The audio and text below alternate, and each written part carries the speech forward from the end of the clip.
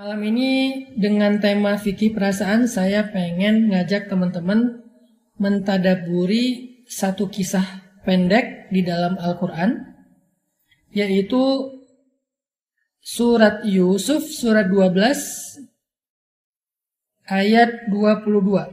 Silakan dibuka surat Yusuf surat 12 ayat 22. Kita akan tadabur dulu satu paragraf dari ayat 22 sampai ayat 24. A'udzu billahi minasy syaithanir rajim. Bismillahirrahmanirrahim. Walamma balagha ashuddahu حكما وعلما وكذلك نجزي المحسنين وراودته التي هو في بيتها عن نفسه وغلقت الأبواب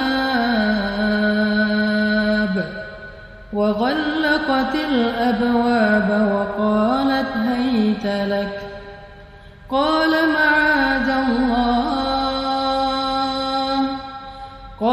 معاذ الله إنه ربي أحسن مثواي إنه لا يفلح الظالمون ولقد همت به وهم بها لولا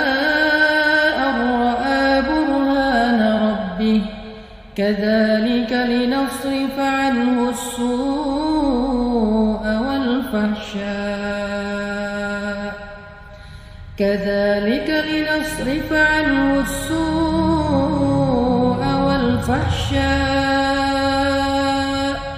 إنه من عبادنا المخلصين.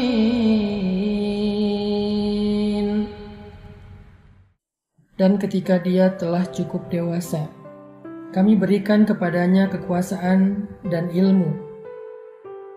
Demikianlah kami memberi balasan kepada orang-orang yang berbuat baik. Dan perempuan yang Yusuf tinggal di rumahnya menggoda dirinya. Dan dia menutup pintu-pintu lalu berkata, "Kemarilah mendekat kepadaku, wahai Yusuf." Yusuf berkata, "Aku berlindung kepada Allah. Sungguh Tuanku telah memperlakukan aku dengan perlakuan yang baik. Sesungguhnya orang-orang yang zalim itu tidak akan beruntung." Dan sungguh perempuan itu memiliki hasrat kepada Yusuf, dan Yusuf pun memiliki hasrat kepada perempuan itu. Sekiranya dia tidak melihat sebuah petunjuk dari Tuhannya, demikianlah kami palingkan darinya keburukan dan kekejian. Sungguh Yusuf termasuk hamba-hamba kami yang diselamatkan. Shadaqallahul azim. Tadi kita membaca adegan ketika Nabi Yusuf sedang berusia ABG, usia remaja, usia antara 15 sampai 30 tahun. Kalau dalam bahasa Islam itu atau dalam bahasa Al-Quran disebut dengan balagha asyuddah. Balagha asyuddah itu usia yang sudah produktif, usia yang sudah bisa melakukan hal-hal yang dilakukan secara orang dewasa. Nah, Allah menggambarkan sebuah drama yang luar biasa yang terjadi kepada Nabi Yusuf ketika beliau berada di usia segitu. Dan itu kurang lebih ujian yang kita alami dalam kehidupan kita. Anak muda atau remaja. Ujian apa? Ujian perasaan. Karena ujian itu ada 3. Ada ujian fisik, ada ujian harta, ada ujian perasaan. Kata Allah, "Am hasibatum an tadkhulul jannah." Semua kita akan diuji oleh Allah. Cuman ujiannya beda-beda. Ada yang diuji dengan fisiknya, mungkin cacat, mungkin kekurangan apa, mungkin kelelahan, mungkin sakit apa, itu ujian fisik. Ada yang diuji dengan hartanya, keluarganya, jabatannya, amanahnya, pekerjaannya. Diuji dengan pekerjaan, dengan karir. Ada juga yang diuji dengan perasaan. Atau kadang-kadang kita ngalamin tiga-tiganya sekaligus. Lalu ketika ujian itu terasa berat, mereka bertanya, mata nasrullah, kapan datangnya pertolongan Allah? Kata Allah, ala inna nasrullahi qarib. Pertolongan Allah itu sudah dekat. Artinya semakin berat ujian berarti semakin dekat dengan pertolongan. Kalau ujiannya masih ketahan berarti pertolongannya masih berjarak. Makin berat makin dekat. Kalau udah gak ketahan lagi berarti sebentar lagi akan datang pertolongan Allah Subhanahu wa Ta'ala. Nah, kali ini kita membahas kisah Nabi Yusuf alaihissalam yang diuji dengan ujian perasaan. Perasaan apa? Perasaan hasrat kepada lawan jenis. Siapa yang beliau hasrat kepadanya? Istri Al-Aziz. Seorang perempuan yang cantik, seorang perempuan yang menarik, seorang perempuan yang kaya raya, bisa dibilang dia itu adalah simbol perempuan cantiknya Mesir. Jadi simbol perempuan cantik di Mesir itu bukan Cleopatra, tapi yang paling cantik di Mesir itu adalah istri Al-Aziz. Saya nggak mau menyebutkan namanya karena memang namanya ini masih debatable di antara para ulama. Memang banyak yang bilang namanya Zulaikha, tapi Allahu a'lam. Yang jelas di dalam Al-Quran disebut sebagai istri Al-Aziz. Al-Aziz itu siapa? Seorang pejabat di Mesir yang terkenal. Ternyata Nabi Yusuf diam-diam punya perasaan, punya hasrat kepada seorang perempuan yang sebelumnya Nabi Yusuf nggak punya hasrat. Ini jangan suuzon dulu sama Nabi Yusufnya ya, karena beliau seorang nabi, beliau seorang pemuda yang normal, pemuda yang baik, pemuda yang soleh. Kenapa tiba-tiba punya hasrat? Padahal sebelumnya Nabi Yusuf nggak ada hasrat dan nggak ada kepikiran macam-macam. Nabi Yusuf tahu itu istri orang, istri seorang laki-laki yang baik kepada beliau. Jadi nggak ada perasaan apapun. Nabi Yusuf tiba-tiba punya hasrat gara-gara perempuan itu menggoda Nabi Yusuf. Coba bayangin teman-teman. Orang sekeren Nabi Yusuf, sesoleh Nabi Yusuf, seideal Nabi Yusuf, seterpilih Nabi Yusuf, sehanif selurus pikirannya Nabi Yusuf, ternyata ketika digoda oleh seorang perempuan, muncul juga perasaan itu di luar kendali beliau. Tapi hasratnya bukan hasrat macam-macam ya. Sekedar hasrat bahwa ada rasa bahwa oh perempuan ini menarik, oh perempuan ini cantik. Cuman segitu aja, bukan hasrat yang berlebihan, enggak. Karena para nabi itu terpelihara dari dosa-dosa besar. Tapi perasaannya ada. Gara-gara apa? Gara-gara digodain sama perempuan tersebut. Mana ayatnya? Ayatnya di ayat 23. Warawadathu allati huwa fi baitiha. Rawadat. Kata para ulama tafsir, arti rawadat, perempuan itu menggoda Nabi Yusuf dengan apa? Penampilannya, dengan sikapnya, dengan kata-katanya. Itu namanya rawadat. Dengan penampilan berarti perempuan itu berdandan untuk Nabi Yusuf.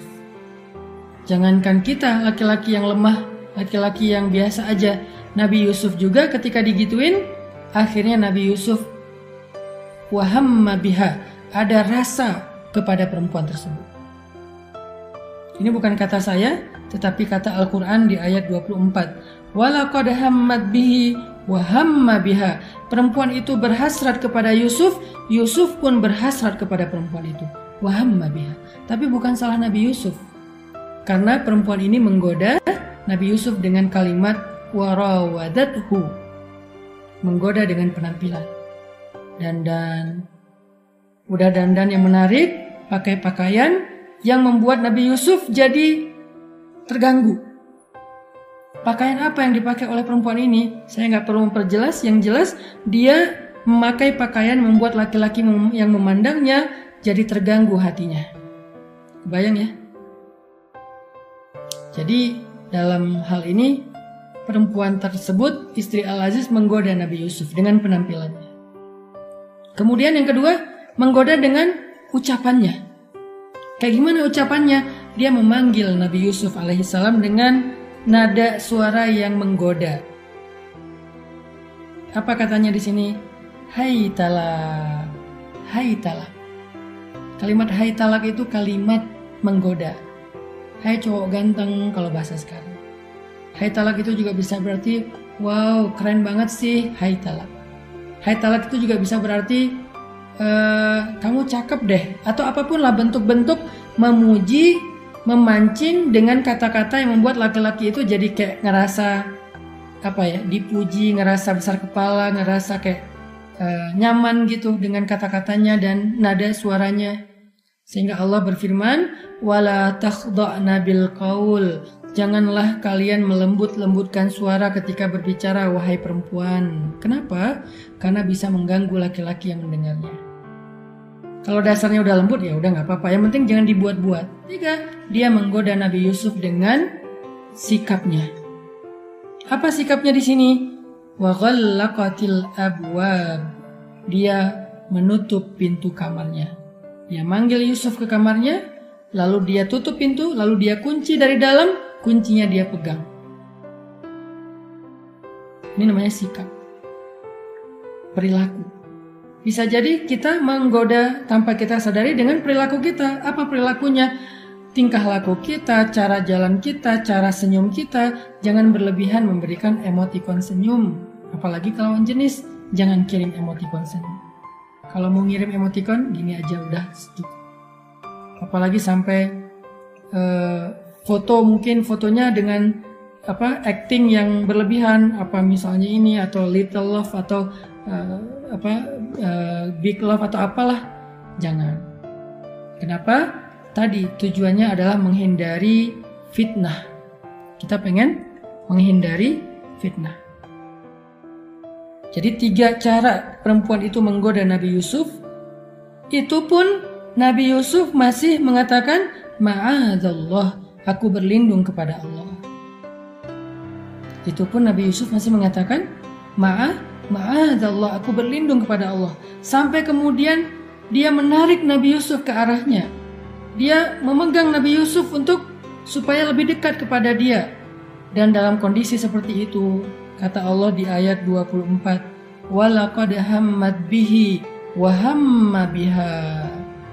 Perempuan itu ada perasaan kepada Nabi Yusuf, hasrat untuk berbuat dosa, dan Nabi Yusuf juga punya hasrat kepada perempuan itu.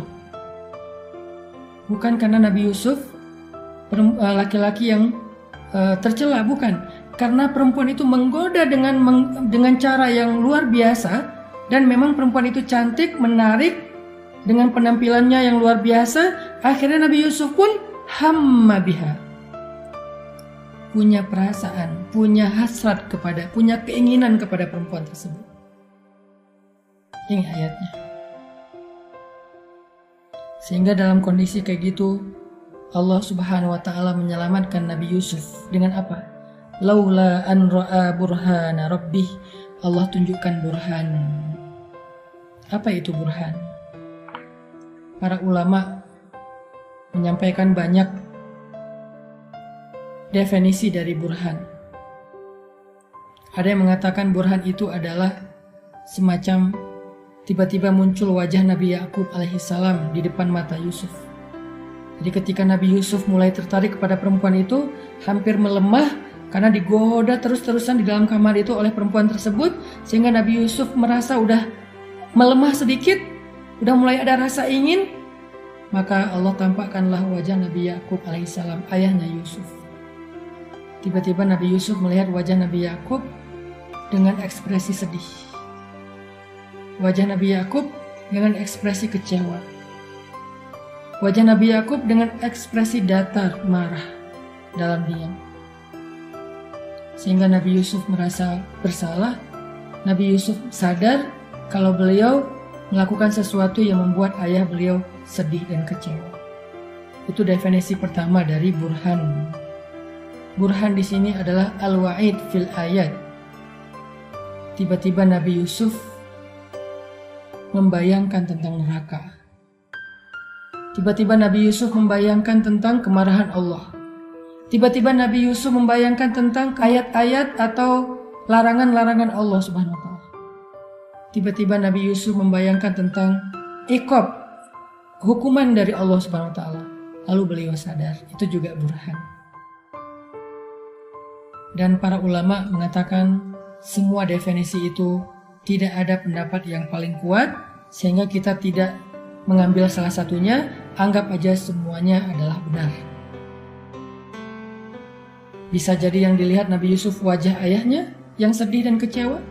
Bisa jadi yang dilihat Nabi Yusuf itu seorang malaikat.